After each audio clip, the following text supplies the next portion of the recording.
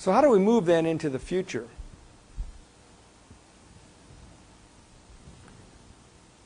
Well, first of all, I believe we need to build upon the right foundation. As we think about these problems, we think about the trends, we can look at that and they seem substantial. And if we've been in ministry at all, we find that they are substantial. And there are times we feel like we're running against a brick wall. And so how do we get above that? How do we get beyond that? Well, first of all, I believe we need to build upon the right foundation.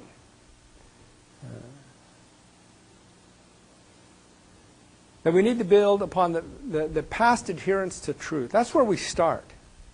We start by reminding people that here is the truth upon which we build. This is the truth upon which the church was built.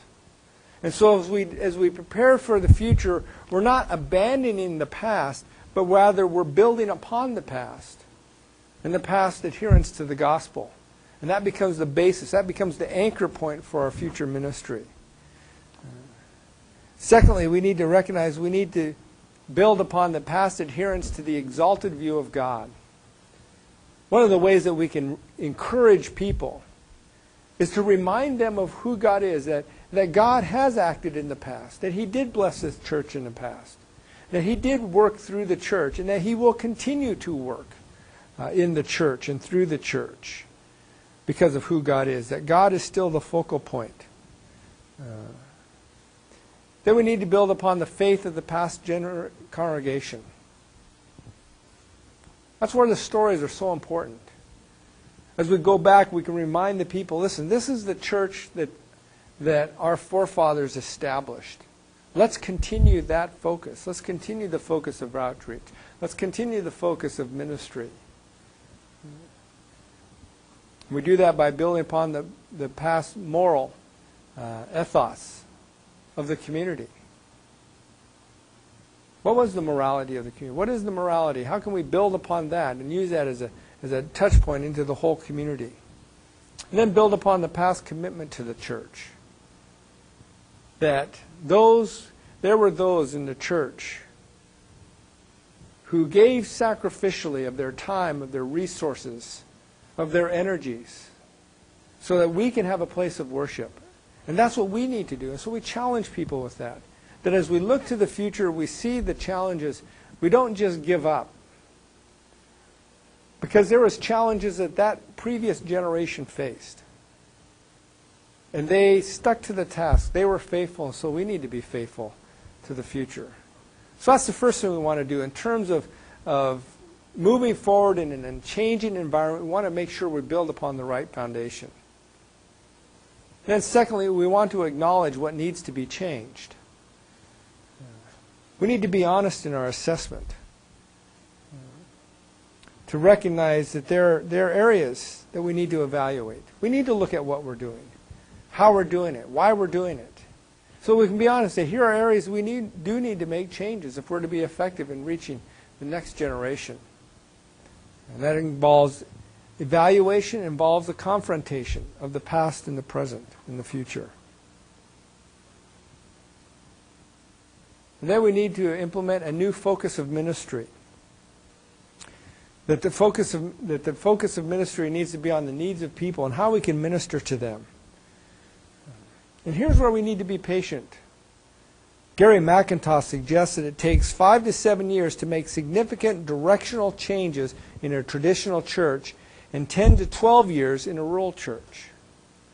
So it's going to take us 10 to 12 years in a rural church, 5 to 7 in a traditional church, to begin to move that church in the right direction, to get them focused upon the future. And the problem is many of the important, significant changes that need to be made in the small church are left undone because we, as pastors, have lost patience with the people and left too soon. And so we need to do that.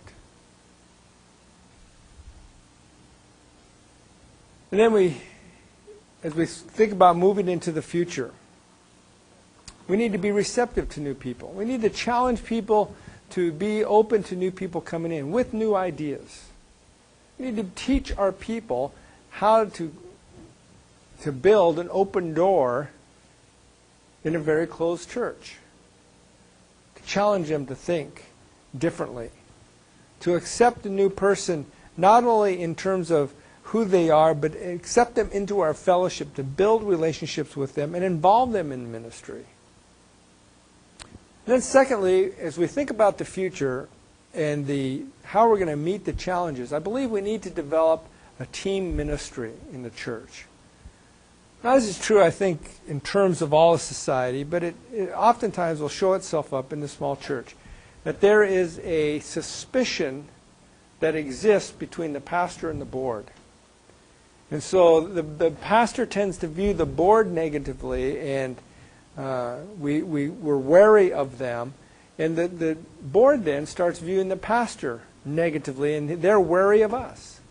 We need to develop a team ministry where we're working with the board and with the congregation in ministry, that it's not a fight between the pastor and the board or the pastor and the congregation, but rather it's a team ministry as the church moves forward to develop that. So we'll talk about that later on and how to do that.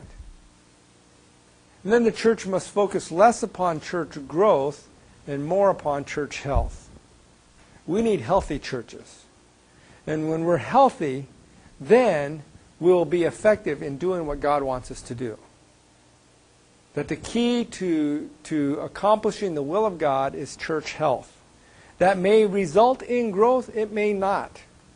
That's God's responsibility. But our responsibility is to build the health where we're challenging people to be obedient to God, to trust in Him, and to strengthen Him. And then lastly, the small church needs to focus on doing a few things well rather than multiple things in a insignificant way.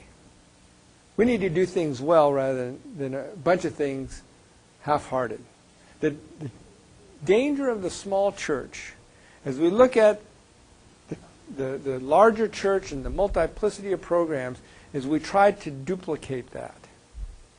We try to become the mini mega church. And the result is we burn people out.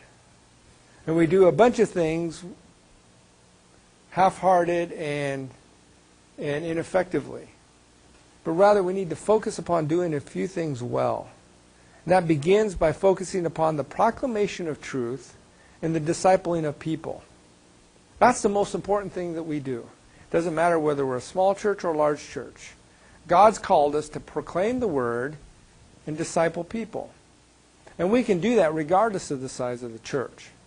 And we're going to talk more about that in the next session, about what is to be our priority, and how we're to prioritize the proclamation of truth and the modeling of Christ before others in the small church, and that is the key to effectiveness in ministry.